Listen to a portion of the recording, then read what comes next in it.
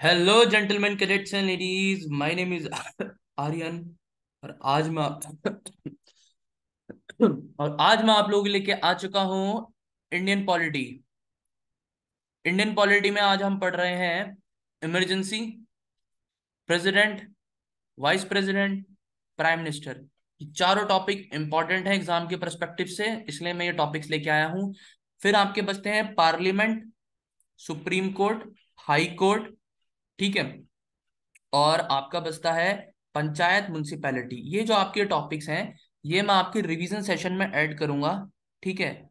और plus MCQs होंगे हमारे रिवीजन सेशन में, इनके तो होंगे एमसीक्यूज, और जो अब तक टॉपिक हो चुके हैं उन सबकी एक एमसीक्यू सीरीज होगी, प्लस ये टॉपिक्स, ठीक है।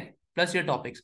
तो ये मत सोचना हमारा कुछ छूट रहा है, पूरा एग्जाम में कवर होगा एग्जाम के परस्पेक्टिव से, सो डोंट वरी, ठीक है। स्टार्ट करने से पहले दो बातें। सबसे पहले, डिस्क्रिप्शन में हमारे टेलीग्राम ग्रुप का लिंक है, आप वहां से जाके हमारे टेलीग्राम ग्रुप को ज्वाइन कर सकते हो। दूसरा, जो कोई भी जो कोई भी सीडीएस, एनडीए, सीएपीएफ के लिए प्रिपेयर कर रहा है, उसके लिए बहुत इंपॉर्टेंट वीडियो है। और हमारा जो 40 डे फ्री क्रैश कोर्स चल रहा है उसके परस्पेक्टिव से भी, ठीक है। चलो स्टार्ट करते हैं। सबसे पहले इमरजेंसी। इमरजेंसी, अब मुझे बताओ इमरजेंसी मतलब क्या होता है, ठीक है। इमरजेंसी मतलब बेसिकली होता है आपातकाल, ठीक है, क्राइसिस, ठीक है। क्राइसिस, और क्राइसिस कब आया था इंडिया में? इंडिया में क्राइसिस कब आया था? पहला जो हमारे क्राइसिस आया था, वो आप लोगों का आया था वो आप लोगों का आया था, जस्ट होल्ड ऑन एक सेकंड ना। वो आप लोगों का कब आया था? 1975, याद है? 1975। 1975 में जब हमारी उस टाइम कौन थी प्राइम मिनिस्टर? हमारी प्राइम मिनिस्टर कौन थी? हमारी प्राइम मिनिस्टर थी इंदिरा गांधी जी। इंदिरा गांधी जी हमारी इस टाइम प्राइम मिनिस्टर थी, ठीक है। और इंदिरा गांधी जी के टाइम पे ही हमारी इमरजेंसी लगी थी। तो इमरजेंसी का टॉपिक इसलिए इंपॉर्टेंट हो जाता है क्योंकि इससे क्वेश्चन आया है। अब हम पढ़ते हैं कि कौन से पार्ट में कंटेन करता है। 10, 5, 6, 7, 8, कौन से कितने पार्ट बन गए? ये बन गया 18 पार्ट। कॉन्स्टिट्यूशन का जो 18 पार्ट है वो किसको कवर करता है? इमरजेंसी को। और कौन से आर्टिकल से? 352 से 360, ठीक है। This provisions enable to central government, मतलब बेसिकली ये वो प्रोविजंस हैं इन आर्टिकल्स में कि सेंट्रल गवर्नमेंट को ये पावर मिल जाती है कि वो एबनॉर्मल सिचुएशन में कैसे इफेक्ट करे, कैसे काम करे, ठीक है। और during emergency central government become all powerful and the states go into the total control of the centre. मतलब जितनी भी हमारे स्टेट्स हैं, मान लो, ठीक है, इमरजेंसी के टाइम पे, तो सारी स्टेट्स कौन संभालता है? कंट्रोल कौन करता है? सेंटर कंट्रोल करता है, ठीक है। तो फेडरल स्ट्रक्चर जो था हमारा, मैंने इससे पहले वाली जो वीडियो में बताया, वो क्या बन जाता है? यूनिटरी में, ठीक है, विदाउट फॉर्मल अमेंडमेंट। इसमें अमेंडमेंट करने की जरूरत नहीं है, ठीक है। ठीक है, ये हमारे जितने भी उस टाइम के बुद्धिजीवी थे जिन्होंने हमारे कॉन्स्टिट्यूशन बनाया था, तो उन्होंने ये सोच के ही दिया था, समझे। Kinds of transformation of the political system from federal during normal times to unitary during emergency is a unique feature of Indian constitution. ये एक बहुत यूनिक फीचर है किसका? हमारे कॉन्स्टिट्यूशन का, ठीक है। अब कितने टाइप की इमरजेंसी होती है? बेसिकली तीन टाइप की इमरजेंसीज होती हैं, जिसमें आपकी सबसे पहले आती है कौन सी? सबसे पहले आपकी आती है जिसको हम बोलते हैं नेशनल इमरजेंसी, जो आपके आर्टिकल 352 के अंदर आती है। दूसरी आपकी होती है आर्टिकल 356 के अंदर आती है, जिसको हम प्रेसिडेंट रूल बोलते हैं। और तीसरी आपकी होती है फाइनेंशियल इमरजेंसी। पहली इमरजेंसी के बारे में क्या? इमरजेंसी ड्यू टू वॉर, कोई भी वॉर हुई है, अगर एक्सटर्नल अग्रेशन हुआ है, किसी बाहर की कंट्री ने हम पे अटैक कर दिया, या आर्म रेबिलियन हुआ है, ठीक है। ये आर्टिकल 352 क्या आता? 352 के अंदर आता है, और इसी को पॉपुलरली क्या बोला जाता है? नेशनल इमरजेंसी, ठीक है। However, the Constitution employ that expression proclamation of emergency denote a emergency of this type, ठीक है। फिर दूसरी आपकी इमरजेंसी आती है प्रेसिडेंट रूल, मतलब अगर कोई स्टेट फेल हो जाती है, क्या, कॉन्स्टिट्यूशन के तरीके से चलने से, मान लो किसी स्टेट, कोई स्टेट है, स्टेट गवर्नमेंट से मान लो वो स्टेट संभल नहीं रही, या वो कॉन्स्टिट्यूशन के तरीके से प्रॉपर वर्क नहीं कर रही, तो वहां क्या लग जाता है? वहां लग जाता है प्रेसिडेंट रूल, ठीक है। It also known as by to other name, दो और नाम से जाना जाता है प्रेसिडेंट रूल को। एक होता है आपका स्टेट इमरजेंसी, दूसरा होता है आपका कॉन्स्टिट्यूशनल इमरजेंसी, ठीक है। But constitution does not use the word emergency for this situation. इस सिचुएशन के लिए कॉन्स्टिट्यूशन ने हमारे उसमें इमरजेंसी वर्ड यूज ही नहीं कर रखा है। और तीसरा आपकी आती है फाइनेंशियल इमरजेंसी, मतलब जब पैसे की प्रॉब्लम आ जाती है, आर्थिक तंगी जिसे बोलते हैं, ठीक है। जब फाइनेंशियल इंस्टेबिलिटी होती है, जैसे हमारे पड़ोसी मुल्क पाकिस्तान में आ रखी है अभी एक तरीके से फाइनेंशियल इमरजेंसी, 31% इन्फ्लेशन है वहाँ, ठीक है, ये आती है आपके आर्टिकल 360 के अंदर। तो ये तीन तरह की इमरजेंसी होती हैं, एक आर्टिकल 352, एक आर्टिकल 356 और एक होता है आपका आर्टिकल 360। देखो तीन क्वेश्चन यही बन गए। ये क्वेश्चन इतनी बार रिपीट हुआ है ना गाइस, पीवाईक्यू है ये, इतनी बार रिपीट हुआ है कि इमरजेंसी कौन से आर्टिकल के अंदर आती है, इमरजेंसी कौन से आर्टिकल के अंदर आती है, ये सीक्वेंस में दे देगा कि मैच करो, समझे? तो ऐसे इसको याद रखना। अब हम थोड़ा ब्रीफ में जानेंगे, थोड़ा डिटेल में, नेशनल इमरजेंसी क्या है। ठीक है, आर्टिकल 352 के अंदर आती है नेशनल इमरजेंसी। प्रेसिडेंट डिक्लेयर करता है नेशनल इमरजेंसी को, ठीक है, व्हेन द सिक्योरिटी इंडिया और पार्ट ऑफ इंडिया, मतलब इंडिया के किसी पार्ट में या होल इंडिया पे थ्रेटन है, खतरा है किसका, वॉर या एक्सटर्नल अग्रेशन का या आर्म रेविलियन का उस पर्टिकुलर एरिया या पूरी कंट्री में। ठीक है, it be noted that president can declare a national emergency even before the actual occurrence of war. Actual war से पहले ही क्या कर सकता है प्रेसिडेंट, प्रेसिडेंट इमरजेंसी लगा सकता है। ठीक है, ठीक है, क्यों? ताकि डेंजर से बचा जा सके। मान लो कहता ना, precautions is better than cure, मतलब कोई चीज हो उससे पहले ही चीजें कर लो, उस तरीके से। वो था ना, कोरोना हो रहा है तो भाई कोरोना ना हो इसलिए हमें प्रिकॉशंस लेने हैं, तो उसी तरीके से। तो एक ये तरीका होता है। ठीक है, अब प्रेसिडेंट किन किन इश्यूज पे इमरजेंसी लगा सकता है, किन प्रोक्लेमेशंस पे, वॉर पे, एक्सटर्नल एग्रेशन पे, आर्म रेबिलियन के उस पे, ठीक है, या इमीडिएट डेंजर एकदम। ठीक है, ठीक है, तो ये सब किसके अंदर ऐड करा गया, ये करा ऐड गया 38 अमेंडमेंट एक्ट ऑफ 1975 के अंदर। ठीक है, when a national emergency declare, जब नेशनल इमरजेंसी वॉर या एक्सटर्नल एग्रेशन के तहत पे लगाई जाती है तो उसको बोलते हैं एक्सटर्नल इमरजेंसी। ठीक है, और other hand when it declare on the ground, मतलब आर्म रेबिलियन, मतलब किसी अंदर की इंटरनल ऑर्गन ने, किसी ने, मान लो उग्रवादी है, ठीक है, ये नक्सलवादी, उन्होंने आर्म रेबिलियन हथियार उठा लिए छत्तीसगढ़ के जंगलों में, तो उसको क्या बोलेंगे, इंटरनल इमरजेंसी। समझे? तो ये चीज ध्यान रखना कि एक है एक्सटर्नल और एक है इंटरनल। एक्सटर्नल तब जब वॉर और एक्सटर्नल एग्रेशन पे हो रही है, और इंटरनल तब जब आर्म रेबिलियन पे हो रही है, और इन दोनों का ही अमेलगमेशन क्या हो जाता है, नेशनल इमरजेंसी। समझे? ठीक है, चलो next, parliament approval and duration. ठीक है, जब इमरजेंसी लगती है तो अप्रूवल चाहिए होता है by both the houses of parliament with in a 1 month, जिस दिन से वो इशू हुई है। ठीक है, और the period allow for approval by parliament was 2 month, parliament के द्वारा 2 महीने का अप्रूवल दिया जाता है। ठीक है, अब इसको रिड्यूस कौन से उसके तहत करा गया, ये जो 2 महीने से 1 महीने करा गया, ये करा गया 44th अमेंडमेंट एक्ट ऑफ 1978। क्यों? क्योंकि 1975 में जब इमरजेंसी लगी थी तो उसका ना, उसका मिसयूज करा गया, वो एक्चुअली वो अपनी तानाशाही डिक्टेटरशिप की वजह से लगाई गई थी। तो आगे से इमरजेंसी इजिली या फ्लेक्सिबल ना हो लगाने में, इसलिए इतना कम टाइम रखा गया है। ठीक है, ठीक है, कि मतलब बहुत रिजिड रखा गया है कि इमरजेंसी बहुत ही रेयर केस पे लगाया जाए। If the proclamation of emergency issued at the time when the Lok Sabha, देखो इसमें ये पॉइंट ये क्या आ रहा है कि अगर इमरजेंसी तब लगाई जाती है जब लोकसभा क्या, उसमें नहीं है, किसमें नहीं है, डिसॉल्व है। मतलब आपको बता दूं लोकसभा के बारे में, लोकसभा साल में 3 सत्र होते हैं, 3 सेशन होते हैं। पहला सेशन आपका हो गया बजट सेशन, फिर आपका समर सेशन, फिर विंटर सेशन, ऐसे करके 3 सेशन होते हैं। ठीक है, तो इनके ड्यूरेशन होते हैं 3 3 महीने के, तीन। ठीक है, अगर मान लो जैसे फरवरी से मार्च अप्रैल तक, ठीक है, फिर है जून जुलाई अगस्त, फिर आपका ये दिसंबर नवंबर, सॉरी नवंबर दिसंबर जनवरी, ऐसा वाला। इन इन महीनों के अलावा जब सेशन में नहीं है लोकसभा, और तब तब इमरजेंसी लगाई जा रही है। ठीक है, देखो वही चीज लिखी है, लोकसभा हैज बीन डिसॉल्व और the dissolution of Lok Sabha taken place during the period of 1 month without the approving the proclamation, then the proclamation survive only 30 days. ठीक है, तब आप राज्यसभा से वो तो ले सकते हो परमिशन, लेकिन वो जरूर 30 दिन तक सर्वाइव करेगी। ठीक है, और जैसी लोकसभा की फर्स्ट सिटिंग होगी तब उसको अप्रूव कराया जाएगा। समझे? आया समझ में?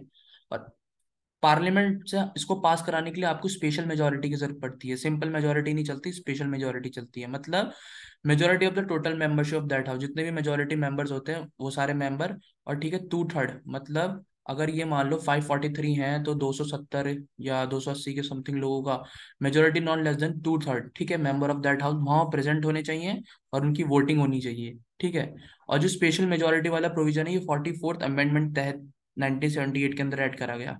ठीक है, such resolution could be pass by simple majority of the parliament. ठीक है, उससे पहले जो प्रीवियसली ये था कि जो तरीका था वो क्या था, सिंपल मेजोरिटी से पास करने का। क्यों? क्योंकि रिजिड बना दिया गया ना, इमरजेंसी लग जाती है तो गवर्नमेंट पे बहुत पावर आ जाती है, गवर्नमेंट कुछ भी कर सकती है, किसी को भी डिटेन कर सकती है बिना बिना एफआईआर के, समझ रहे हो? तो बहुत पावरफुल हो जाती है गवर्नमेंट, इसलिए ऐसा ना हो। तो 44 अमेंडमेंट 1978 के तहत कई सारी ऐसी चीजें करी गई, समझे?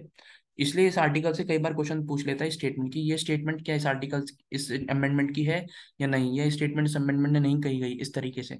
तो जो जो मैं इसके बारे में बता रहा हूँ इसको ध्यान रखना, ठीक है? चलो, रिवोकेशन, ठीक है। रिवोक मतलब हटाना, ठीक है। अब प्रोक्लेमेशन ऑफ इमरजेंसी में भी रिवोक बाय द प्रेसिडेंट, देखो प्रेसिडेंट के द्वारा हटाई जा सकती है किसी भी टाइम में, ठीक है। और उसमें पार्लियामेंट अप्रूवल नहीं चाहिए होता, ठीक है। लेकिन president must revoke a proclamation if the Lok Sabha passes a resolution disapproving it's continuation, ठीक है। Again the safe guard was introduce, यही सेफ गार्ड किसके द्वारा इंट्रोड्यूस करा गया, मतलब अगर प्रेसिडेंट मस्ट बी रिवोक, मतलब प्रेसिडेंट रिवोक कर सकता है इमरजेंसी को, ठीक है, अगर लोकसभा क्या डिसअप्रूव भी करती थी उसके कंटिन्यूएशन को, ठीक है। इस तरीके से इन दैट सेंस, ठीक है। ये भी 44 अमेंडमेंट तय करा गया, क्यों? क्योंकि गवर्नमेंट, सेंट्रल गवर्नमेंट पावरफुल ना हो जाए, ठीक है। इस अमेंडमेंट से पहले a proclamation could be revoke by the president on his own and उस पर लोकसभा का कंट्रोल नहीं था। अब बोलोगे सर हाँ ये क्वेश्चन मार्क वाला तुम मुझसे पूछ सकते हो कि सर ये कैसे, मतलब मैं बताता हूँ, देखो 1975 की जो इमरजेंसी थी ना, मैं थोड़ा उसके बारे में तुम्हें बताता हूँ। 1975 की इमरजेंसी में ना क्या हुआ कि जो इंदिरा गांधी जी थी, ठीक है, और उस टाइम के जो हमारे प्रेसिडेंट थे, मुझे उनका नाम एग्जैक्टली याद नहीं आ रहा है, Reddy Reddy if I am not wrong, ठीक है। मुझे कमेंट सेक्शन में बताना चलो प्रेसिडेंट का नाम। तो ऐसा था ना कि जो प्रेसिडेंट थे ना, वो गवर्नमेंट, जो उस टाइम की गवर्नमेंट थी वो डोमिनेटेड गवर्नमेंट थी, मतलब कांग्रेस पार्टी की डोमिनेटेड थी, और इंदिरा गांधी बहुत पावरफुल लेडी थी उस टाइम, मतलब बहुत पावरफुल। तो उन्होंने क्या करा, प्रेसिडेंट का बिना क्या किए, प्रेसिडेंट का बिना अप्रूवल लिए उन्होंने इमरजेंसी लगा दी, मतलब इस तरीके से अपने हिसाब से बिना अप्रूवल लिए। तो ये जो इसमें ये जो पॉइंट लिखा है ना, यहाँ यही पॉइंट कह रहा है कि भाई अगर अगर प्रेसिडेंट चाहे, प्रेसिडेंट चाहे तो वो क्या कर सकता है। देखो उसमें लिखा है ना, a proclamation could be revoked by the president on his own and the Lok Sabha had no action control on in this regard. क्यों? क्योंकि इंदिरा गांधी पर्सनल लेवल पे चाहती थी इमरजेंसी लगाना, लेकिन पूरा कैबिनेट नहीं चाहता था, मिनिस्टर्स नहीं चाहते थे।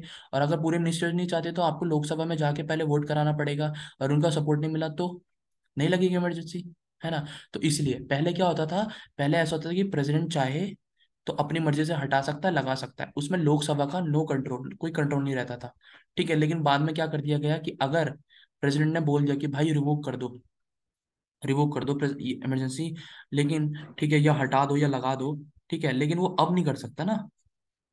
अब उसको क्या करना चाहिएगा, उसको क्या लोकसभा से पास कराना पड़ेगा। अगर लोकसभा ने डिसअप्रूव कर दिया तो नहीं लगेगी, अप्रूव कर दिया तो लगेगी, समझ रहे हो? तो लोकसभा और प्रेसिडेंट अब साथ साथ चलते हैं, पहले ऐसा नहीं था, पहले प्रेसिडेंट पे ज्यादा पावर थी, लोकसभा का कोई रोल ही नहीं था, समझे? अब आया हो समझ में तुम लोगों को। 44 amendment act 1978 also provide that where one tenth member, 1/10 member जो है लोकसभा के, वो रिटर्न नोटिस देंगे किसको, स्पीकर को, ठीक है। और to the president if the house is not session, अगर मैंने बताया ना हाउस सेशन में नहीं है, लोकसभा की बात हो रही है, और एक स्पेशल सिटिंग होगी हाउसेस की विद इन अ 14 डेज, ठीक है, कि भाई resolution disapproving the continuation of proclamation of emergency, ठीक है। ये एक तरीका है रिवोकेशन ऑफ प्रोक्लेमेशन इमरजेंसी का, ठीक है। ठीक है, a resolution disapproval is different from a resolution approving, ठीक है। जो रेजोल्यूशन है डिसअप्रूव करने का वो डिफरेंट है कैसे रेजोल्यूशन अप्रूविंग का, ठीक है। तो फर्स्ट वन इज रिक्वायर्ड, जो पहला वाला है उसमें लोकसभा से पास होना पड़ेगा ओनली, और सेकंड वाले का, ठीक है, कंटिन्यूएशन के लिए उसमें आपको क्या दोनों हाउस चाहिए पार्लियामेंट के, लोकसभा और राज्यसभा, ठीक है। और उसमें सेकंड पॉइंट कह रहा था first one is adopted by simple majority, ठीक है। रेजोल्यूशन टू डिसअप्रूवल मतलब डिसअप्रूव कर दे, मान लो वो आए कि भाई हमें इमरजेंसी लगानी है, और उन्होंने अगर उसे डिसअप्रूव करना करने के लिए सिंपल मेजोरिटी चाहिए, ठीक है। लेकिन रेजोल्यूशन को अप्रूव करने के लिए आपको स्पेशल मेजोरिटी चाहिए, 2/3 मेंबर प्रेजेंट एंड वोटिंग, बताया ना अभी इससे पहले, तो वही तरीका। और यही यही सेम चीज है कि फर्स्ट वाले में ये है कि अगर आपको डिसअप्रूव करना है तो आपको सिर्फ लोकसभा से पास कराना पड़ेगा, लेकिन आपको अगर अप्रूव करना है तो आपको लोकसभा और राज्यसभा दोनों से पास कराना पड़ेगा, इतना टफ बना दिया इमरजेंसी को लगाना, ताकि बहुत ही कम चांसेस में लगे, रेयरेस्ट ऑफ द रेयर्स में, क्योंकि बहुत सही नहीं होता ना इमरजेंसी, पता है। जो 1975 में जो लीडर आज भी जिंदा होंगे उन लोगों को पता होगा, अपने ग्रैंडफादर वगैरह से पूछना इमरजेंसी के टाइम पे क्या चीजें हुई थी, ठीक है। नेशनल इमरजेंसी के इफेक्ट्स क्या होते हैं? सेंटर स्टेट के रिलेशंस पे, लोकसभा और स्टेट असेंबली पे, फंडामेंटल राइट्स पे। ठीक है, वो थोड़ा जानते हैं। तो सबसे पहले आते हैं सेंटर स्टेट रिलेशंस पे। सेंटर स्टेट में आपको तीन, उसमें मैंने बताया था उस दिन, एग्जीक्यूटिव होता है, लेजिस्लेटिव होता है, और क्या होता है, फाइनेंशियल होता है। ठीक है, एग्जीक्यूटिव, लेजिस्लेटिव और फाइनेंशियल। तो एग्जीक्यूटिव क्या होता है? Executive, during a national emergency center become entitled to give executive direction to the state. मतलब स्टेट में क्या है, एग्जीक्यूट करना है जिस लॉ को, उसकी होल सोल डायरेक्शन कौन देता है स्टेट को? वो देता है सेंटर, एनी मैटर। ठीक है, और state government are brought under the complete complete control हो जाता है सेंटर का। ठीक है। दूसरा आता है आपका लेजिस्लेटिव, और इमरजेंसी के टाइम पे पार्लियामेंट इतना एम्पावर्ड हो जाता है कि वो स्टेट सब्जेक्ट के किसी भी लिस्ट में जो भी सब्जेक्ट है उस पर क्या बना सकता है, लॉ बना सकता है। तीन पार्ट थे ना, यूनियन स्टेट और करंट। ठीक है। Legislative power of the state legislature उस टाइम सस्पेंड तो नहीं होती, it become subject to over riding the power of parliament, but the normal distribution of legislative power between centre and state is suspended. जो normal distribution था वो suspend हो जाता है। ठीक है, और स्टेट लेजिस्लेचर सिस्टम सस्पेंड तो नहीं होता, लेकिन कॉन्स्टिट्यूशन ने उनको सेंटर को ये राइट दे रखा है कि इमरजेंसी के टाइप पे आप यूनिटरी बॉडी बन जाओगे रादर देन फेडरल। ठीक है, तो एक तरीके से कंट्रोल आ जाता है सेंटर का। और फाइनेंशियल के टाइम पे क्या होता है, फाइनेंशियल क्या रिलेशन इम्पैक्ट होते हैं इमरजेंसी के टाइम पे? जो प्रेसिडेंट होता है वो मॉडिफाई कर सकते हैं revenue distribution between centre and state. ठीक है, इसका मतलब ये है कि प्रेसिडेंट चाहे तो वो रिड्यूस कर सकता है और कैंसिल कर सकता है transfer of finance from center to state, जो भी स्कीम चल रही हो या कोई एड चाहिए जा रही हो। क्यों? क्योंकि फाइनेंशियल इमरजेंसी लगी होगी, या फाइनेंशियल या वैसी कोई इमरजेंसी लगी हो। ठीक है, क्यों? क्योंकि उस टाइम तो इमरजेंसी है ना भाई, देश को संभालना है। और such modification continue till the end of financial year, और ये फाइनेंशियल ईयर के एंड तक लगी रहती है। ठीक है, और जहाँ जब तक इमरजेंसी खत्म नहीं हो जाती। ठीक है, also every such order of president has to be laid before both the house of parliament. समझे? नेक्स्ट, अब लोकसभा की और स्टेट असेंबली की लाइफ पे क्या इंपैक्ट होता है इमरजेंसी के टाइम पे, नेशनल इमरजेंसी के टाइम पे? When the proclamation national emergency in operation ना, ठीक है, जब नेशनल इमरजेंसी लगी रहती है, जो लाइफ होती है लोकसभा की वो एक्सटेंड हो जाती है beyond term 5 years by law of parliament. मतलब 1 year तक बढ़ाई जा सकती है एट अ टाइम, एक साल, मतलब 5 साल का लोकसभा का टेन्योर होता है, उसको आप +1 कर दो, 6 साल बढ़ाया जा सकता है। ठीक है, और this extension can not continue beyond a period of 6 months after the emergency. और मान लो इमरजेंसी हट गई, ठीक है, तो इमरजेंसी हटने के मैक्सिमम 6 महीने तक ही वो टेन्योर बढ़ा रह सकता है, उसके बाद वो सीज हो जाएगा। ठीक है, और ऐसा पहली बार हुआ था जब हमारी फिफ्थ लोकसभा थी। फिफ्थ लोकसभा 1971 से 77 तक चली थी। ठीक है, 1975 तक होना था, बट वो 77 तक चली थी। 1976 होना था, सॉरी, बस 77 तक चली थी। ठीक है, was extend 2 time by year eight a time, 2 बार उसको एक्सटेंड कराया गया था। ठीक है, पार्लियामेंट में extend the normal tenure of state legislative assembly. Parliament चाहे तो स्टेट लेजिस्लेटिव असेंबली का क्या टेन्योर बढ़ा सकता है, वही सेम 1 साल। ठीक है, और फिर फंडामेंटल राइट्स पे क्या इंपैक्ट होता है, ये वेरी इंपॉर्टेंट टॉपिक है यार, इसको पढ़ लेना, क्योंकि इससे कई बार क्वेश्चन आता है कि इमरजेंसी के दौरान कौन कौन से फंडामेंटल राइट इंपैक्ट होते हैं या नहीं होते, ये कौन सा हट जाता है, कौन सा सस्पेंड हो जाता है। ठीक है, तो इसको ध्यान से सुनना। आर्टिकल 358 और article 359 describe effect of a national emergency on the fundamental right. ठीक है, आर्टिकल 358 क्या होता है, डील करता है किससे, सस्पेंशन ऑफ फंडामेंटल राइट, जो आर्टिकल 19 के अंदर आता है। ठीक है, और वाइल आर्टिकल 359 बोलता है सस्पेंड करता है किसको, आर्टिकल 20 और 21 को, बस। ठीक है, इन दोनों के अलावा जितने भी आर्टिकल होते हैं वो सबको क्या करता है, सस्पेंड करता है। अब सुनो, आर्टिकल 358 के अंदर क्या होता है कि जो हमारे आर्टिकल 19 है वो सारे, क्या लिखा है, देखो लिखा है ना कि article 358 deal with the suspension of the fundamental right guaranteed bye article 90, जो आर्टिकल 19 के है। लेकिन आर्टिकल 359 बोलता है कि भाई साहब आर्टिकल 20 और 21 के अलावा जितने भी आर्टिकल हैं वो सब क्या कर दिए जाएंगे, सस्पेंड कर दिए जाएंगे। ठीक है, अब इन दोनों आर्टिकल 358 और 359 में क्या डिस्टिंक्शन है, थोड़ा जान लो, डिफरेंशिएशन क्या है। ठीक है, आर्टिकल 358 कन्फाइन करता है कि फंडामेंटल राइट्स जो आर्टिकल 19 के अंदर है, और जो और जो आर्टिकल 339 के अंदर है, all those fundamental rights was enforcement is suspend bye the president order, president order के साथ ही वो सस्पेंड करे जाएंगे। और आर्टिकल 58 में ना ऑटोमेटिकली सस्पेंड हो जाते हैं फंडामेंटल राइट्स, जो आर्टिकल 19 के अंदर आते हैं, ठीक है, इमरजेंसी जैसी लगती है। लेकिन अदर हैंड आर्टिकल 359 के अंदर आपको ऑटोमेटिकली वो सस्पेंड नहीं होंगे फंडामेंटल राइट। उसमें आपका क्या चाहिए होगा, प्रेसिडेंट का प्रेसिडेंट पे पावर होती है, प्रेसिडेंट सस्पेंड करेगा उनको, ठीक है। आर्टिकल 358 क्या है, operate only in case of external emergency, याद रखना है, इंटरनल एक्सटर्नल बताया था ना, ठीक है, ठीक है। But not in the case of internal emergency, while जो आर्टिकल 359 है, ठीक है, वो ऑपरेट करता है दोनों एक्सटर्नल और इंटरनल इमरजेंसी में, ठीक है। 20 और 21 को छोड़ के सारे आर्टिकल क्या हो जाएंगे, सस्पेंड हो जाएंगे इन केस ऑफ एक्सटर्नल और इंटरनल इमरजेंसी, ठीक है। फिर आता है आपका आर्टिकल, क्या आता है, आर्टिकल 358, जिसमें होता है कि आर्टिकल 358 में ये करता है कि फंडामेंटल राइट जो आर्टिकल 19 के अंदर है, वो अंटायर ड्यूरेशन ऑफ इमरजेंसी के अंदर क्या सस्पेंड रहेंगे, वाइल जो 359 के अंदर आते हैं वो enforcement of fundamental right to be for a period specified, जो पीरियड स्पेसिफाई करेगा कौन, प्रेजेंट, उतने ही पीरियड के लिए वो क्या सस्पेंड रहेंगे, ठीक है। शायद वो शॉर्टर ड्यूरेशन के लिए भी हो सकता है और वो पूरे अंटायर इमरजेंसी के लिए भी हो सकता है। लेकिन 358 में ऐसा है कि वो अंटायर इमरजेंसी तक रहेंगे, उसमें कोई पीरियड वाला सीन नहीं होता, समझे, ठीक है। फिर आता है आपका आर्टिकल 358 में एक और point, extend to the entire country where, ठीक है। जो आर्टिकल 358 है ना, वो पूरी कंट्री पे लगता है, लेकिन आर्टिकल 359 कुछ पर्टिकुलर पार्ट पे भी लग सकता है, ठीक है, और पूरी कंट्री पे भी लग सकता है, ठीक है।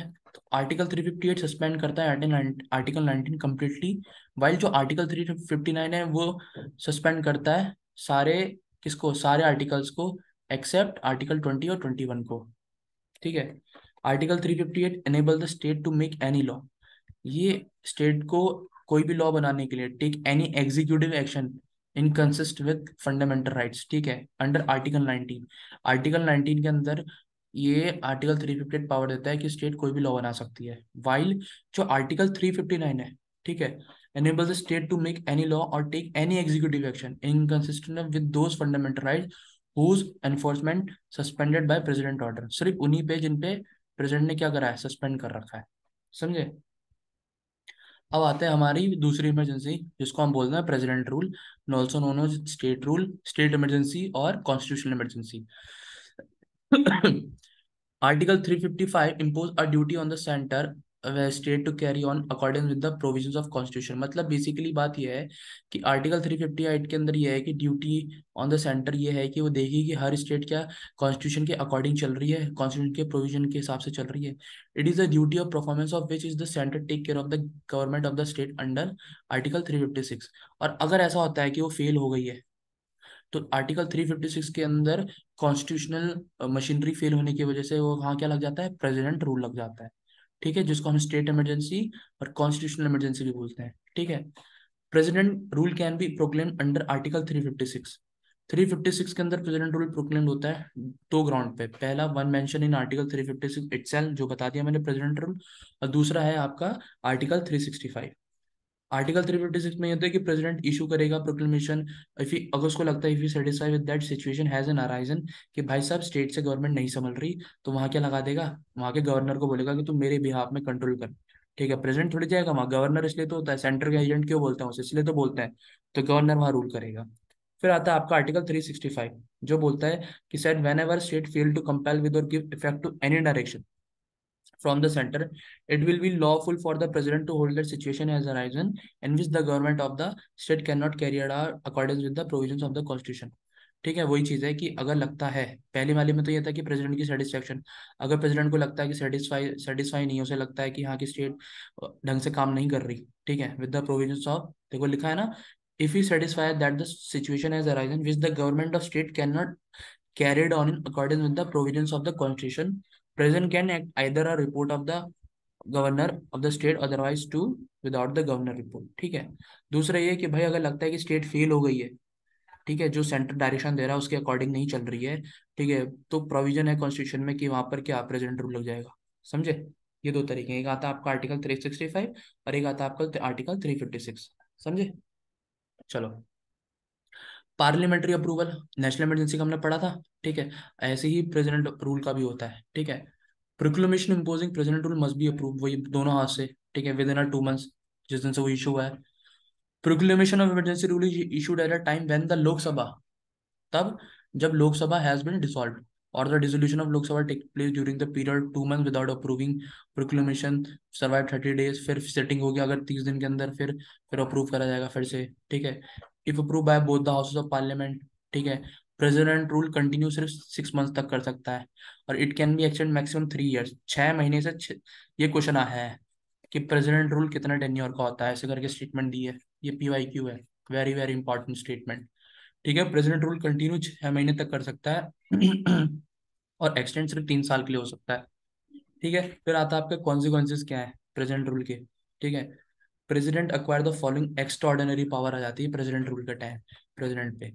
ही take up the function of the state government, and power सारी किसको दे सकता है, गवर्नर को, या या any other executive authority state में, ठीक है। और he can declare that power of state legislature are to be exercised by the parliament. जो लेजिस्लेचर पावर है सेंटर स्टेट गवर्नमेंट की, उसे कौन कंट्रोल करेगा, पार्लियामेंट, वो चाहे तो, ठीक है। और ही किसके लिए यूज हो रहा है, याद रखना प्रेसिडेंट के लिए यूज हो रहा है। He can take all other necessary steps, including the suspension of constitutional provisions relating to any body or authority in the state. ठीक है, चलो आगे। फिर आपकी आती है फाइनेंशियल इमरजेंसी। फाइनेंशियल इमरजेंसी क्या, ground of declaration. Ground of declaration क्या होता है, किस ग्राउंड पे इमरजेंसी लगाई जाती है, ये आती है आपकी आर्टिकल 360 के अंदर, जो एम्पावर करती है president to proclaim a financial emergency if he satisfy. अगर प्रेसिडेंट को लगता है कि जो सिचुएशन आ गई है कि फाइनेंशियल स्टेबिलिटी या क्रेडिट ऑफ इंडिया और एनी पार्ट ऑफ टेरिटरी क्या थ्रेटन, मतलब खतरे में है। और आर्टिकल थर्ट अमेंडमेंट 38 1975 के अंदर made the satisfaction of president is a declaring a financial emergency. मतलब 38 अमेंडमेंट एक्ट ऑफ 1975 के तहत पहले ये था कि प्रेसिडेंट की सेटिस्फेक्शन डिक्लेयर करेगी फाइनेंशियल इमरजेंसी लगानी चाहिए या नहीं, और वही उसका फाइनल एंड कंक्लूसिव था, ठीक है। और उसको कहीं आप क्वेश्चनेबल नहीं कर सकते थे किसी ग्राउंड या किसी भी कोर्ट में, whether it is supreme court, whether it is high court. But उसको डिलीट कर दिया गया इस वाले प्रोविजन को 44 अमेंडमेंट एक्ट ऑफ 1978, जिसमें ये बोला कि satisfaction of president is not beyond the judicial review. मतलब अगर कोई प्रेसिडेंट अगर कोई फाइनेंशियल इमरजेंसी लगा देता है अभी अपनी सेटिस्फेक्शन के तौर पे, तो उसको जुडिशियल रिव्यू के लिए भेज सकते हैं, मतलब सुप्रीम कोर्ट हाई कोर्ट जा सकता है, समझे। पहले नहीं था ऐसा। पार्लियामेंट्री अप्रूवल और ड्यूरेशन क्या होता है फाइनेंशियल इमरजेंसी का। Proclamation during financial emergency must be approve, वही दोनों हाउस, देखो दोनों हाउस तो हर इसमें, ठीक है, 2 month वाला इसमें भी है, ठीक है। Proclamation of financial emergency issued at a time, वही जब लोकसभा नहीं है, डिसॉल्व है, तो फिर 2 महीने तक का टाइम है। फिर अगर लोकसभा आ जाएगी तो 30 दिन के अंदर अंदर सेटिंग करानी पड़ेगी, फिर लोकसभा और राज्यसभा दोनों से उसे अप्रूव कराना पड़ेगा, ठीक है। Once approved by both the houses, the financial emergency continue indefinitely till it's revoked, जब तक वो हटते नहीं, अगर वो अप्रूव हो गई। और there is no maximum period prescribe for it, याद रखना फाइनेंशियल इमरजेंसी के लिए कोई प्रिस्क्राइब पीरियड नहीं है, लेकिन प्रेसिडेंट रूल है 6 से 3 साल के लिए, लेकिन फाइनेंशियल इमरजेंसी के लिए कोई प्रिस्क्राइब पीरियड नहीं है। Repeated parliamentary approval is not, कोई रिपीटेड पार्लियामेंट्री अप्रूवल भी नहीं चाहिए, ठीक है। Resolution approving the proclamation of financial emergency can be pass, उसको या तो house of the parliament only by simple majority से भी हो सकता है, और यह मेजोरिटी ऑफ द हाउस जो मतलब खड़े हैं और वहां के वोट दे, एज सिंपल एज, यहाँ 2/3 मेजोरिटी नहीं चाहिए। Proclamation of financial emergency must be revoke by the president, president के द्वारा कभी भी हटाई सकती है बाय सब्सिक्वेंट प्रोक्लेमेशन। सच प्रोक्लेमेशन, इसमें पार्लियामेंट्री अप्रूवल भी नहीं चाहिए, होल सोल प्रेसिडेंट के हाथ में है सारी, एक तरीके से देखा जाए तो। अब हमारा नेक्स्ट टॉपिक आ रहा है सेंट्रल गवर्नमेंट, ठीक है। बताओ ये कहाँ की फोटो है, ये है हमारा राष्ट्रपति, राष्ट्रपति भवन, क्या है हमारा, राष्ट्रपति भवन, ठीक है। चलो आगे बढ़ते हैं, सेंट्रल गवर्नमेंट पढ़ रहे हैं। सेंट्रल गवर्नमेंट हम सबसे पढ़ेंगे महामहिम जी के बारे में, जो हमारे कौन है, प्रेसिडेंट साहब देश के। और अभी प्रेसिडेंट कौन है हमारे देश के, अभी हमारे देश की प्रेसिडेंट है द्रौपदी मुर्मू जी। द्रौपदी मुर्मू हमारे प्रेसिडेंट है। आर्टिकल 352 से 78 के अंदर पार्ट 5 में आता है यूनियन एग्जीक्यूटिव, ठीक है, यूनियन है और एग्जीक्यूटिव में आता है, ठीक है। यूनियन एग्जीक्यूटिव में कई बार ऐसा आता है कि president, whether it is president is the part of the union executive और नॉट, ऐसे क्वेश्चन पूछ लेगा। तो प्रेसिडेंट जी हमारे यूनियन एग्जीक्यूटिव के पार्ट तो है ही। और यूनियन एग्जीक्यूटिव क्या क्या कंसिस्ट करता है? प्रेसिडेंट करता है, वाइस प्रेसिडेंट करता है, प्राइम मिनिस्टर करता है, काउंसिल ऑफ मिनिस्टर करता है, अटॉर्नी जनरल करता है, जिनके बारे में हम पढ़ रहे हैं। Head of the Indian state होते हैं और पहले सिटीजन होते हैं। इनसे हमारे देश की क्या पॉपुलेशन काउंट शुरू होती है। और याद रखना, कोई भी इंटरनेशनल ट्रीटी होती है तो इन्हीं के बिहाफ में होती है, प्राइम मिनिस्टर के बिहाफ में नहीं होती। वो सिर्फ गवर्नमेंट है, लेकिन देश के जो रिप्रेजेंटेटिव वो प्रेसिडेंट होता है। ठीक है, जो हमारे इंटीग्रिटी, यूनिटी और सॉलिटरिटी को शो करता है। इलेक्शन कैसे होते हैं प्रेसिडेंट के? प्रेसिडेंट के इलेक्शन जो होते हैं नॉट नॉट डायरेक्टली तो नहीं होते भाई, याद रखना, पहले ही बता रहा हूँ, इनडायरेक्टली होते हैं। कैसे इनडायरेक्टली? ऐसे कि हमारे बिहाफ में जो हमने एमएलए एमपी चूज करे होते हैं वो चूज करते हैं। ठीक है, ठीक है, इलेक्टोरल कॉलेज के थ्रू होते हैं। इलेक्टेड मेंबर, अब याद रखना ये इतना इंपॉर्टेंट है ना, इलेक्शन ऑफ प्रेसिडेंट, मतलब शायद ही शायद ही ऐसा कोई पेपर होगा सीडीएस का जिसमें प्रेसिडेंट प्रेसिडेंट टॉपिक ना आया और उसे इलेक्शन से रिलेटेड क्वेश्चन ना आया, शायद ही। वरना प्रेसिडेंट से पकना एक ना एक क्वेश्चन फंसता ही फंसता है, और दूसरा इलेक्शन से तो पक्का फंसता है कि मोड ऑफ इलेक्शन कैसे कराया जाता है, किससे होता है, या कौन कौन पार्टिसिपेशन होता है। ये कई बार क्वेश्चन पूछा है स्टेटमेंट में। तो इलेक्टेड मेंबर होते हैं, याद रखना, ये इलेक्टेड होते हैं, नॉमिनल मेंबर कहीं नहीं होते। नॉमिनल मेंबर पार्ट नहीं लेते। नॉमिनेटेड मेंबर तब पार्ट लेते हैं जब इम्पीचमेंट होता है। ठीक है, elected member of both the houses, मतलब लोकसभा और राज्यसभा दोनों के मेंबर। और elected member of legislative assemblies of the state, states की जितनी भी हमारी स्टेट्स हैं उन सबके लेजिस्लेटिव मेंबर्स इलेक्टेड, मतलब एमएलए और यहाँ के एमपीज। ठीक है, और elected member of union territories of Delhi और पौंडीचेरी। सिर्फ ये दो यूटी हैं जिनके इलेक्टेड मेंबर पार्टिसिपेशन लेते हैं किसमें? इलेक्शन ऑफ प्रेसिडेंट के, प्रेसिडेंट में, समझे? चलो आगे। Nominated member of both the houses parliament, nominated member of state legislative assembly, members both the elected or nominated member of state legislative council and the nominated member of legislative assembly of Delhi Pondicherry do not। देखा, ये statement बिल्कुल गलत है। मतलब statement सही है, लेकिन जो मैंने बताया था ना कि नॉमिनेटेड मेंबर तो पार्ट करते ही नहीं है, चाहे वो राज्यसभा के हों, चाहे वो लोकसभा के हों, चाहे वो स्टेट असेंबली के हों, चाहे वो स्टेट काउंसिल के हों, चाहे वो दिल्ली पौंडीचेरी की क्यों ना हो, उनका पार्टिसिपेशन नहीं होता। ये वही कह रही है स्टेटमेंट। ठीक है, प्रेसिडेंट के जो इलेक्शन है वो किसके अकॉर्डिंग होते हैं? System of proportional representation. ठीक है, बाय सिंगल ट्रांसफरेबल वोट, मतलब एक बार वोट देना है। मतलब देखो मैं बताता हूँ, मान लो एक सीक्रेट बैलेट मिलता है जिसमें ना आपको ना ऐसे प्रेफरेंस दी होती है। चार कैंडिडेट होते हैं, एक दो तीन चार, तो इसमें चारों लोगों के ना नाम होते हैं। ठीक है, तो आपको ना क्या करना होता है, नाम लिखने होता है अपनी प्रेफरेंस वाइज कि आप प्रेफरेंस किसको दोगे। मान लो मुझे प्रेफरेंस दे दी, फिर ये दूसरे पे इसको रख दिया, तीसरे पे इसको रख दिया, चौथे पे इसको रख दिया।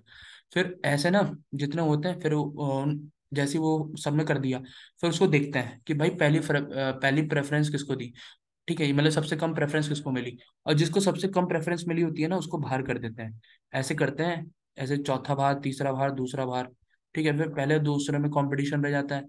ठीक है, अगर ज्यादा कैंडिडेट है तो ऐसे होता है, लेकिन अगर दो ही कैंडिडेट खड़े हैं, ठीक है, एक अपोजिशन पार्टी से, ठीक है, और एक जो भी प्रेजेंट पार्टी है उससे खड़ा करा है, ठीक है, तो जिसको मेजोरिटी वोट मिलेंगे प्रेफरेंस में वो जीत जाएगा। तो आखिरी में जो जाके बचता है वो प्रेसिडेंट बनता है। ठीक है, proportional representation single transferable vote होता है, और वोटिंग होती है बाय सीक्रेट बैलेट के थ्रू। ठीक है, ईच मेंबर जो होता है इलेक्टोरल कॉलेज का गेम ओनली, जिसको एक ही बैलेट पेपर मिलता है जिसमें उसको अपनी प्रेफरेंस लिखनी पड़ती है। देखो मैंने लिखा है ना, 1 2 3 4 करके, और उसके आगे अपने कैंडिडेट्स के नाम होते हैं। और mean the voter can be indicate as many preference as they are candidate in fray. और ठीक है, ये तो हो गया, इस तरीके से इलेक्शन होता है। और याद रखना, system of proportional representation by single transferable vote, ये कई बार पूछा गया है। ठीक है, फिर आता है doubts and disputes related in connection with the election of president. ठीक है, ये कौन डिसाइड करता है? सुप्रीम कोर्ट का इसमें फाइनल डिसीजन होता है। अगर कोई भी डाउट या डिस्प्यूट हो जाता है प्रेसिडेंट के इलेक्शन से रिलेशन रिलेटेड, तो सुप्रीम कोर्ट में जा सकते हो, वहाँ डिस्कशन होता है, और जो सुप्रीम कोर्ट बोलेगा वो क्या होता है? फाइनल होता है। समझे? चलो आगे बढ़ते हैं।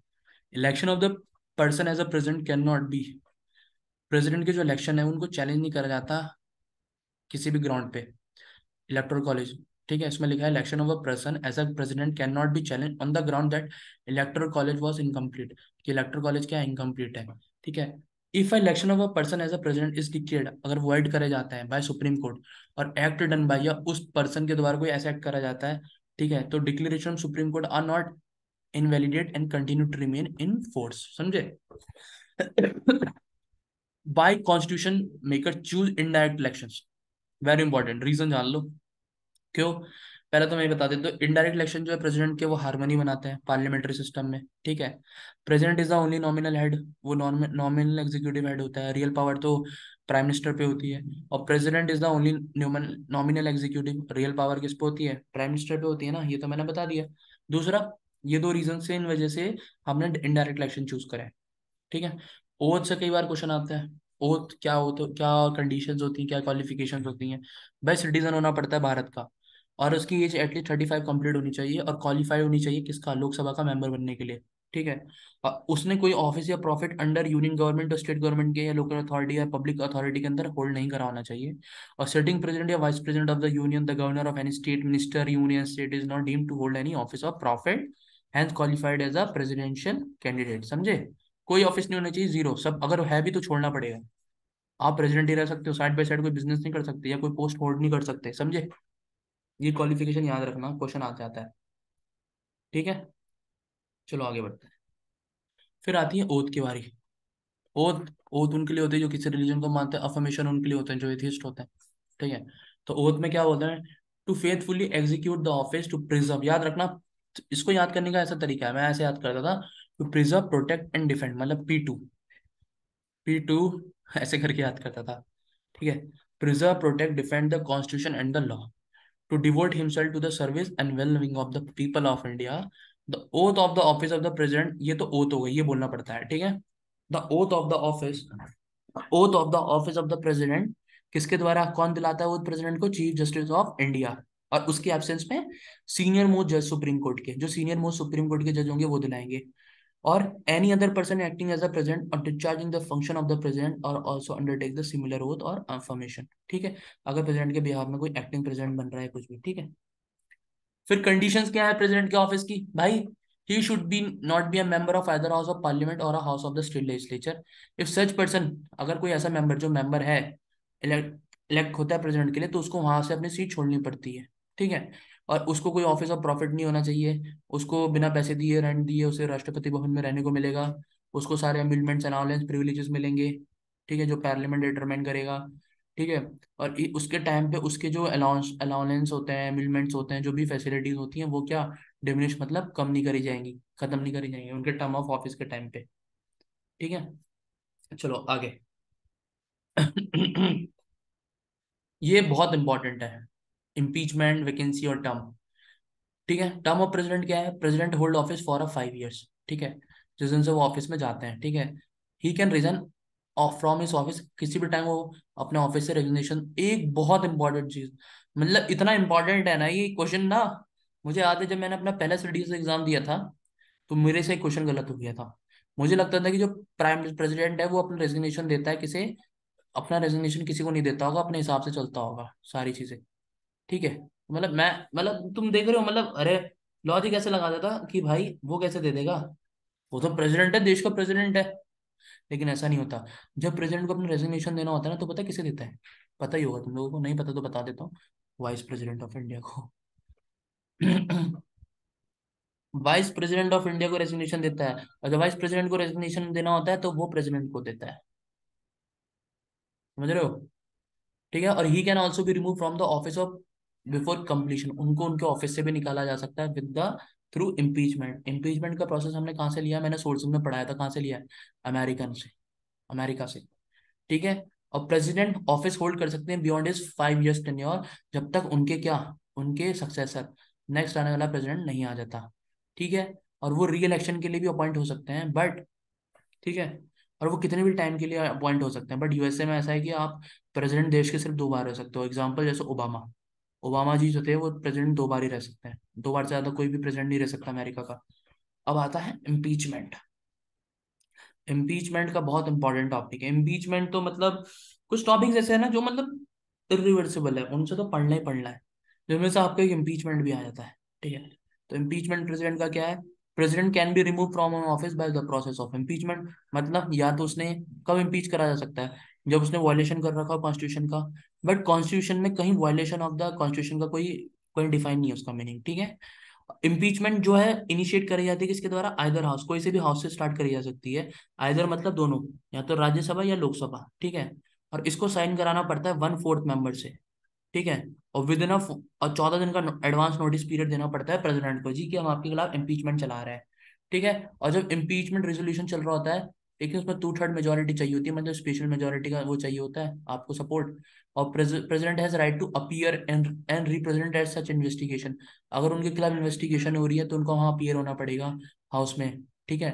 If the house also sustain the charges and passes the impeachment resolution, ठीक है, अगर इम्पीचमेंट रेजोल्यूशन पास हो जाता है तो president stand remove from his office from the date on which resolution is so passed. ठीक है। और impeachment is a quasi judicial process होता है, क्वाजी क्वाजी जुडिशियल प्रोसेस होता है। ठीक है, पार्लियामेंट में। ठीक है। दो चीजें यहाँ नोटिस करने की है। Nominated member of parliament can participate. Election में तो कोई भी नॉमिनेटेड मेंबर नहीं होता, लेकिन इसमें नॉमिनेटेड मेंबर्स क्या पार्टिसिपेट करते हैं इम्पीचमेंट में। ठीक है। President thought they do not participate in his election. फिर आता है आपका elected members of legislative assembly of the states and union territories of Delhi and Pondicherry do not participate in the impeachment of the president through they participate in election. देखो, elected member of legislative assemblies, states के जो legislative assemblies होती हैं उनके जो elected members होते हैं, और यूनियन टेरिटरी दिल्ली और पौंडीचेरी के, वो इम्पीचमेंट में पार्ट नहीं लेते, लेकिन वो इलेक्शन में लेते हैं।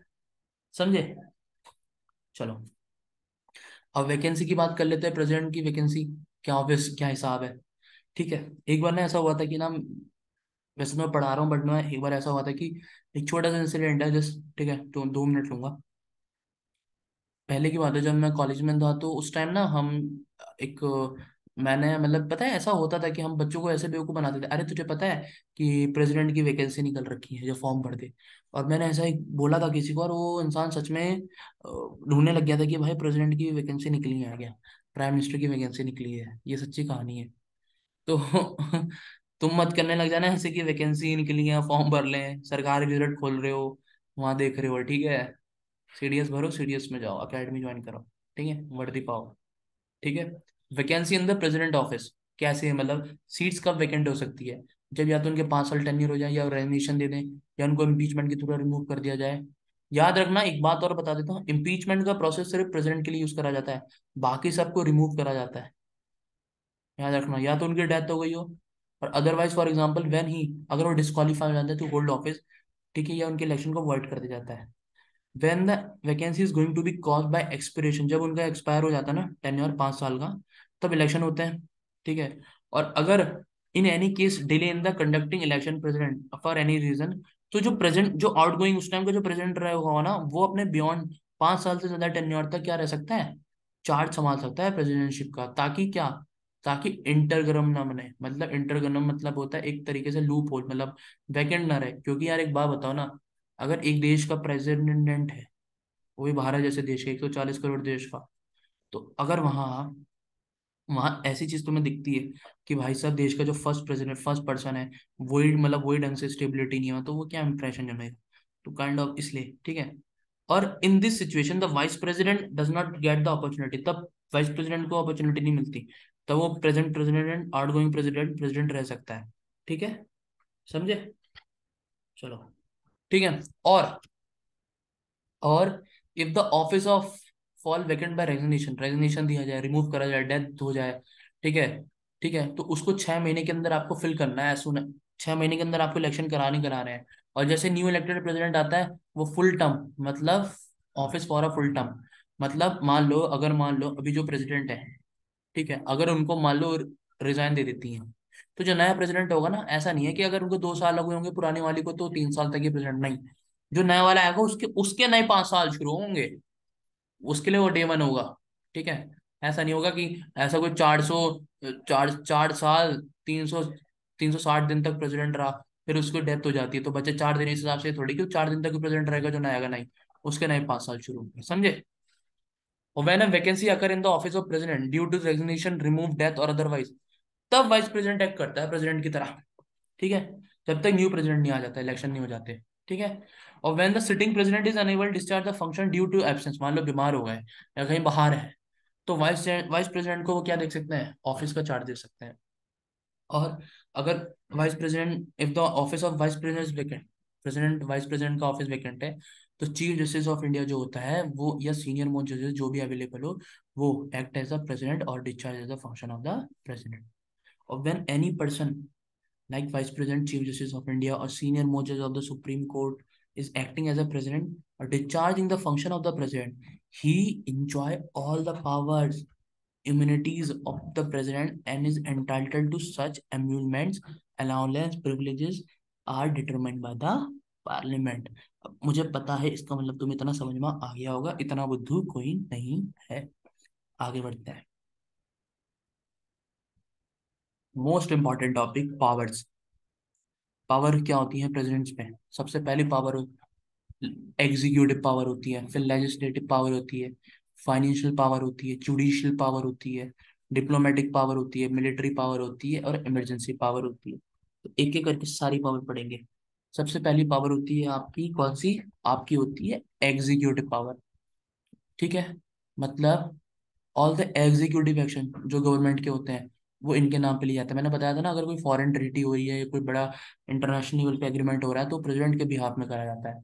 और ही प्रेसिडेंट के लिए होगा, याद रखना। ही can make rules specifying the manner in which the order and the instrument made and executed in his name shall be authenticated। मतलब वो रूल्स बना सकते हैं कि किस तरीके से चीजें ऑर्डर दी जाएंगी, किस तरीके से चीजें एग्जीक्यूटेड होंगी। ठीक है, और कन्वीनियंट ट्रांजेक्शन ऑफ बिजनेस रहा यूनियन गवर्नमेंट, ठीक है, और इनके बीच में तो क्या होता है, वो आपस में बात करते रहते हैं कि क्या हो रहा है, रिपोर्ट्स लेते रहते हैं। ठीक है, और यही प्राइम मिनिस्टर को अपॉइंट करते हैं और अदर मिनिस्टर्स को अपॉइंट करते हैं। ठीक है, प्राइम मिनिस्टर के कहने पे अदर मिनिस्टर्स को अपॉइंट करते हैं। ठीक है, he appoint attorney general of India. ठीक है, उन्हीं के रिम्यूनरेशन, वो कितने उनके प्लेजर, कब तक वो अटॉर्नी जनरल ऑफ इंडिया रहेंगे, सब प्रेसिडेंट के ऊपर डिपेंड करता है। यही कंप्यूटर ऑडिटर जनरल जो ऑडिट करता है अकाउंट्स को, ये चीफ इलेक्शन कमिश्नर। ठीक है, chairman of, a member of UPSC, governor of state, chairman of finance commission, ये सब प्रेसिडेंट अपॉइंट करता है। ठीक है, और वो किसी भी चीज से रिलेटेड या एडमिनिस्ट्रेशन कोई भी काम है वो क्या, प्राइम मिनिस्टर से उस पर क्या डिटेल मांग सकता है। ठीक है, और he can require the prime minister to submit for the consideration of the council of minister and any matter on which discussion has been taken by the minister but which has not been considered by the council. मतलब कुछ ऐसी चीजें, वो चीज पर discussion हो सकता है या मांग सकता है कि जिसपे डिसीजन ले लिया गया है by the ministers but consider नहीं कराई बाय द काउंसिल्स ऑफ। मतलब कौंसल्स होते हैं, कौंसल्स 8 जनों का होता है। कौंसल और कैबिनेट दो तरीके के होते हैं। कौंसल खास होता है, कैबिनेट में भीड़ होती है, मतलब कई सारे इस तरीके से मिनिस्टर्स होते हैं, समझे। और मेन जो कौंसिल होता है प्राइम कौंसिल ऑफ मिनिस्टर्स कई सारे होते हैं। कैबिनेट मिनिस्टर मेन होते हैं, home minister, defence minister, finance minister, in sense में कह रहा हूँ। ठीक है, आई होप आप लोगों को समझ में आया होगा। आगे बढ़ते हैं। यही अपॉइंट करते हैं, इन्वेस्टिगेट करते हैं एस टी एस सी और बैकवर्ड क्लासेस को। यही इंटर स्टेट काउंसिल बनाते हैं, प्रमोट करते हैं सेंटर स्टेट और इंटर स्टेट कोऑपरेशन को। एडमिनिस्ट्रेटर बनाते हैं यूटीज में काम करने के लिए। ये डिक्लेयर करते हैं कि कौन सा एरिया शेड्यूल एरिया है, कौन सा एरिया नहीं शेड्यूल एरिया है, ट्राइब एरिया है। ठीक है, ठीक है, फिर आती है लेजिस्लेटिव पावर्स। प्रेसिडेंट पार्ट होता है भाई, इंटीग्रल पार्ट होता है पार्लियामेंट का। बजट सेशन को यही होस्ट करते हैं फर्स्ट टाइम, जब पहले साल के पहले सेशन को यही होस्ट करते हैं। ठीक है, तो इन पे पावर होती है कि वो समन और प्रोरोग, मतलब पार्लियामेंट वो चाहे तो समन कर सकते हैं, चला सकते, मतलब एड्रेस, मतलब पार्लियामेंट समन स्टार्ट और एंड, प्रोरोग मतलब ये। ठीक है, एंड डिसॉल्व, वो डिसॉल्व कर सकते हैं लोकसभा को। ठीक है, और वही एड्रेस करते हैं, समन करते हैं किसी ज्वाइंट सिटिंग, जब बोथ हाउसेस की ज्वाइंट सिटिंग होती है तब, जब किसी बिल को लेके कोई उनके बीच में आपस में क्या बात नहीं बन पा रही हो रही है।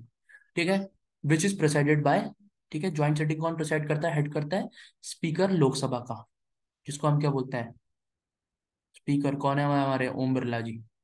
और यही एड्रेस करते हैं पार्लियामेंट को at the first session after the E general election, और हर साल के पहले सेशन को भी। ठीक है, और he send the message to the house of parliament.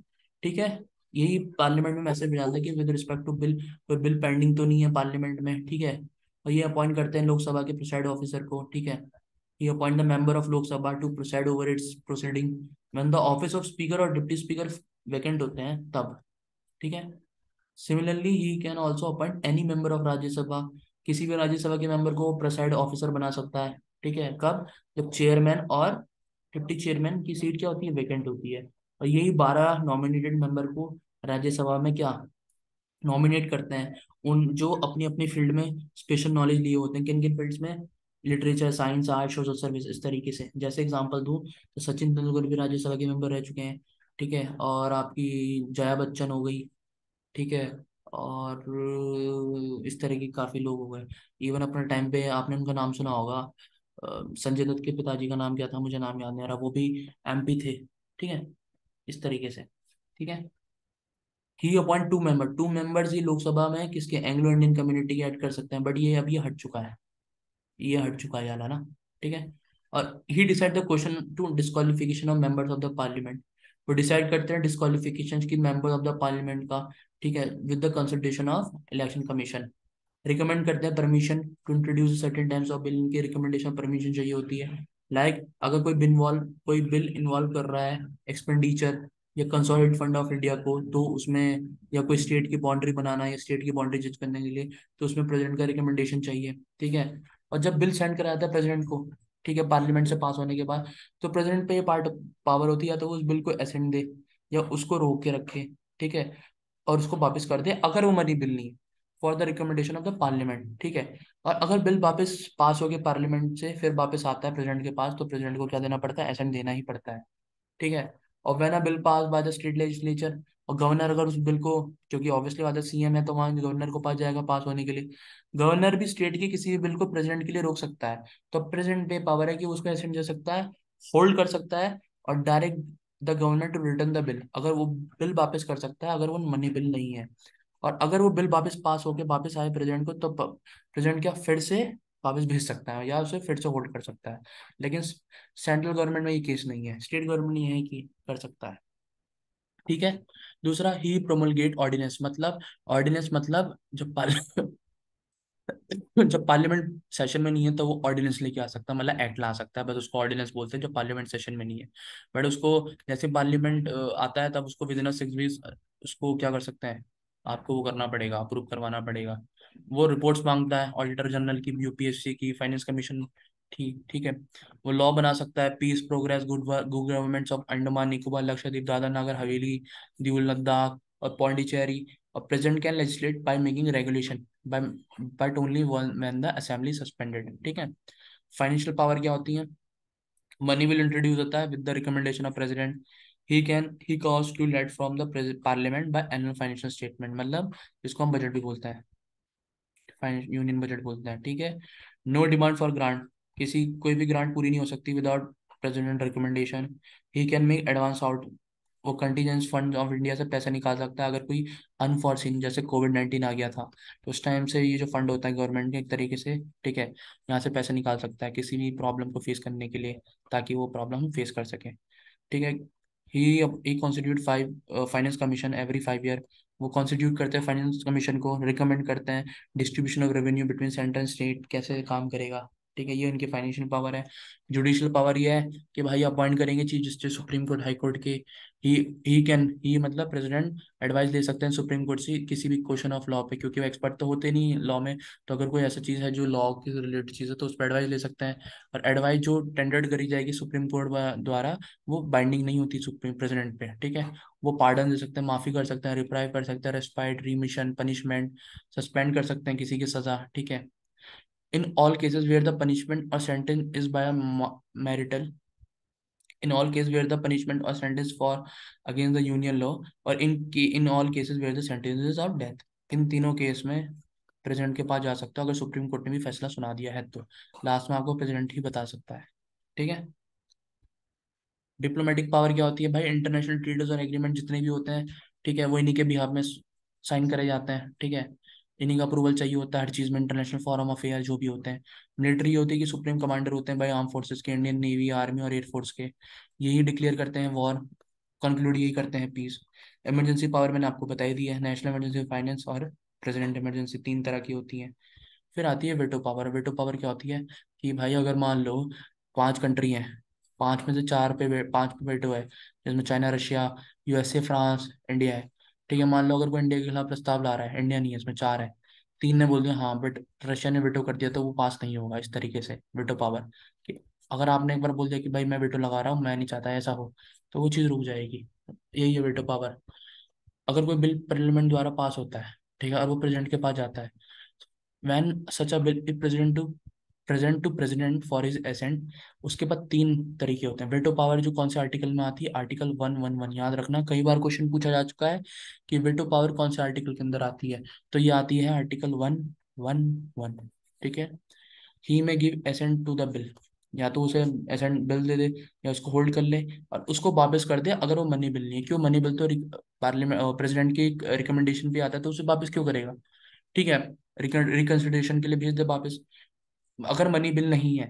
और अगर if the bill pass by again by the parliament और विदाउट अमेंडमेंट, मतलब बिना चेंज करे या चेंज करे वापस प्रेसिडेंट के सामने आता है, तो प्रेसिडेंट को उसे एसेंट देना ही पड़ेगा। ठीक है। But president has the veto power over the bills. ठीक है। जिसमें से ये है कि वो इसलिए है वेटो पावर ताकि ये देख सके दो फोल्ड्स के लिए कि कहीं भाई कोई हैस्टी या इल कोई गलत चीज तो नहीं पास कर दी, या कोई ऐसा तो नहीं जो अनकॉन्स्टिट्यूशनल है। इन बेस पे वेटो पावर दे रखी है प्रेसिडेंट को। ठीक है। तो मॉडर्न स्टेट चार तरह की वेटो पावर्स हैं: absolute veto, qualified veto, suspensive veto, pocket veto. ठीक है। जिसमें एब्सोल्यूट में तो है कि withholding the assent to the bill pass by the legislature. दूसरा कि भाई ओवर रिडन कर देगा लेजिस्लेचर को पावर को, कि मतलब अगर वहां से वापस आ गया तो आपको देना ही पड़ेगा। तीसरा over ridden bye the legislature by ordinary majority. Pocket में कि नो एक्शन, भाई तुम दे दो, इतनी बड़ी पॉकेट है, डोरीमोन से भी बड़ी पॉकेट है भाई, इसमें रख लेंगे। ठीक है। तो इंडिया की जो प्रेसिडेंट है वो तीन तरह की वीटो संभालते हैं: absolute, suspensive, pocket. Qualified veto है नहीं, वो अमेरिकन प्रेसिडेंट पे है। ठीक है। तो एब्सोल्यूट वीटो में ना ये होता है, the power of president withhold the assent to the bill by the parliament and does not to veto is exercise in the following two cases. तब एब्सोल्यूट वीटो लगाई जा सकती है जब पार्लियामेंट में जो प्राइवेट मेंबर ने bill pass करा हो। प्राइवेट मेंबर मतलब जो मिनिस्टर्स के अलावा जो मेंबर्स हो गए उनको प्राइवेट मेंबर्स बोलते हैं, कोई बाहर का सिविलियन मत समझ लेना। ठीक है। दूसरा, with the respect to the government bill when the cabinet, अगर एकदम कोई बिल आया और कैबिनेट ने रेजोल्यूशन दे दिया हो। ठीक है। सस्पेंसिव वेटो होती है जब president exercise veto when he return a bill for the reconstruction of the parliament. However if the bill pass by parliament without amendment और again the president to the president, it obligatory, president को फिर obligatory हो जाता है, उसे bill को पास कराना ही पड़ता है। But the presidential veto is overridden by the re passage of the bill by the same ordinary majority. समझे? फिर आती है पॉकेट वेटो। भाई इतनी बड़ी पॉकेट है कि भाई साहब अगर कोई बिल आ गया और प्रेसिडेंट ने पॉकेट वेटो लगा दी तो वो बिल पड़ा रहेगा इनडेफिनेट टाइम तक। इस पे एक कोर्ट भी बोलते हैं कि भाई जो इंडियन प्रेसिडेंट की पॉकेट है वो अमेरिकन प्रेसिडेंट से भी बड़ी है। ठीक है। बट यूएसए में क्योंकि ऐसा नहीं होता ना, आपको विद इन 10 डेज देना पड़ता है, बट अमेरिका इंडिया में ऐसा नहीं है। इंडिया में अगर कोई आ गई विटो, मतलब अगर पॉकेट विटो लगा दी वहाँ के हमारे प्रेसिडेंट ने, तो वो इंडेफिनेट पीरियड ऑफ टाइम तक वो प्रेसिडेंट के पास ही पड़ा रहेगा। समझे? फिर आती है आपकी ऑर्डिनेंस पावर। ऑर्डिनेंस पावर मैंने बताया था ना कि अगर सेशन में लोकसभा नहीं है, सेशन नहीं लग रखा, ठीक है, तो ऑर्डिनेंस ला सकता है प्रेसिडेंट। बट जब सेशन आ जाएगा तो उसको पास कराना पड़ेगा, फिर वो एक्ट बनता है। ठीक है। तो ये कौन से आर्टिकल के अंदर आता है? ये आता है आर्टिकल 123, आर्टिकल 123। ठीक है। प्रेसिडेंट चाहे तो ऑर्डिनेंस लेके आ सकता है तब जब रिसेस में है पार्लियामेंट। ठीक है। And this ordinance have the same force होती है जैसे एक एक्ट की होती है पार्लियामेंट की। ठीक है। बट ये टेम्पररी लॉ होता है, इसको परमानेंट लॉ बनाने के लिए आपको पार्लियामेंट से पास करना पड़ेगा, फिर ये एक्ट बन जाएगा। समझे? ये बहुत इंपॉर्टेंट पावर होती है कि उसकी लेजिस्लेटिव पावर होती है प्रेसिडेंट की, बहुत इंपॉर्टेंट, मोस्ट इंपॉर्टेंट पावर होती है। ठीक है। इसमें बेसिकली ये चीज है कि he can promulgate an ordinance only when the house of the parliament, तभी ला सकता है पार्लियामेंट जब सेशन में ना हो, तभी ऑर्डिनेंस आ सकता है। ठीक है। He can make ordinance only when he satisfied, जब उसको लगता है कि भाई ऐसे सर्कमस्टेंसेस बन गया कि ऑर्डिनेंस लाना ही पड़ेगा। जैसे in Cooper case 1970, supreme court held that the president satisfaction can be question in the court on the ground of mala fide. This mean that the discussion of the president decision of the president is issue ordinance can be questioned in the court on the ground that the president has prorogued one house or both house of the parliament deliberately with the view to promulgate an ordinance on the controversial subject so as to bypass the parliamentary discussion and thereby surmounting authority of the parliament. His ordinance making power is coextensive, मतलब ऐसी कोई भी चीज लेके नहीं आ सकता जो क्या एक्ट के खिलाफ हो, मतलब कॉन्स्टिट्यूशन के खिलाफ हो। लॉ मेकिंग पावर होनी चाहिए, मतलब जैसे मान लो अगर नॉर्मल पार्लियामेंट लगा होता है और उसमें अगर कोई एक्ट पास हो रहा था तो उसका जो प्रोसेस है उसी प्रोसेस से वो ऑर्डिनेंस लाना पड़ेगा। ऐसा नहीं होना चाहिए कि वही कुछ अलग लेके आ गया, तो वो माना नहीं जाएगा। ठीक है। ऑर्डिनेंस जो है इशू होंगे ओनली ऑन सब्जेक्ट जिस पे पार्लियामेंट लॉ बना सकता है। और दूसरा, ordinance is subject to same constitutional limitation as an act of parliament. ठीक है। चलो, every ordinance issued by the president, the parliament must be led before the house of the parliament. If the ordinance approved by both the houses, तब वो एक act बन जाएगा. और if the parliament not take action on at all, ordinance क्या होता है, cease हो जाएगा within 6 months of reassembly of the parliament. Ordinance में also cease to operate even earlier, उससे भी पहले हो सकता है 6 महीने से, अगर दोनों पार्लियामेंट के रेजोल्यूशन को डिसअप्रूव कर दे. Parliament president can withdraw ordinance, किसी भी टाइम पे विड्रॉ कर सकता है. ठीक है. और जो उसकी पावर होती है ऑर्डिनेंस मेकिंग की, वो डिस्क्रिशनरी पावर होती है. ठीक है. Not a discretionary, sorry, not a discretionary power होती है. मतलब वो जो है, अगर वो कोई ऑर्डिनेंस लेके आ रहा है या उस ऑर्डिनेंस को विड्रॉ कर रहा है, तो वो किसके कहने पे ला रहा है, council of minister headed by prime minister. Prime minister बोल रहा है कि भाई साहब आप लेके आओ. क्यों? क्योंकि सेशन तो अभी है नहीं, तो हम तो पार्लियामेंट के थ्रू लॉ बना के ला सकते हैं, लेकिन अभी सेशन नहीं है, अभी जरूरत है हमें लॉ की, ताकि टेम्पररी पीरियड तक काम जुगाड़ कर सकें हम, बाद में इसको परमानेंट कर लेंगे जब सेशन होगा. तो ये डिस्क्रिशनरी पावर नहीं होती, मतलब मन मर्जी वाली पावर नहीं होती है. जब प्राइम मिनिस्टर बोलेगा कि भाई आप ऐसा करो, तो ही करता है प्रेसिडेंट, समझे. चलो, फिर आती है आपकी पार्डनिंग पावर. पार्डनिंग पावर मतलब माफ करने की. ये आती है आपके आर्टिकल 72 के अंदर, जिसमें ये हो रहा है क्या है कि भाई साहब, punishment offence by union law या कोई मिलिट्री कोर्ट, कोर्ट मार्शल, या किसी को डेथ सेंटेंस, तो वो पार्डनिंग पावर मतलब माफी मांगनी प्रेसिडेंट के पास जा सकता है. ठीक है. और वो इंडिपेंडेंट होता है जुडिशरी, मतलब जुडिशरी का कोई रोल नहीं है प्रेसिडेंट के. प्रेसिडेंट अपने लेवल पर डिसाइड करेगा कि उस इंसान को माफ करना है या नहीं करना है. ठीक है.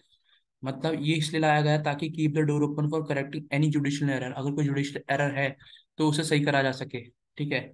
और relief from the sentence which present regard unduly harsh, अगर कोई किसी पे जबरदस्ती हर्ष या जानबूझ के करा गया है, समझे, तो आप प्रेसिडेंट पे जा सकते हो भाई, याद रखना. तो कितने तरीके से वो माफ कर सकता है. पहली होती है पार्डन, माफी. It remove both the sentence, जिसमें आप सेंटेंस एंड कन्विक्शन कंप्लीटली, मतलब कंप्लीटली माफ कर दिया जाए. दूसरा होता है कैमोडेशन, मतलब जिसमें सब्स्टिट्यूशन, मतलब अगर किसी को मान लो 20 साल की सजा है, तो उसको ना लाइटर मतलब 10 साल की सजा कर दी जाए. ठीक है. तीसरा होता है रीमिशन, मतलब reducing the period of sentence without changing. मतलब ऐसा है कि मान लो 20 साल की सजा है, लेकिन उसको 20 साल जेल में रहना है. ठीक है.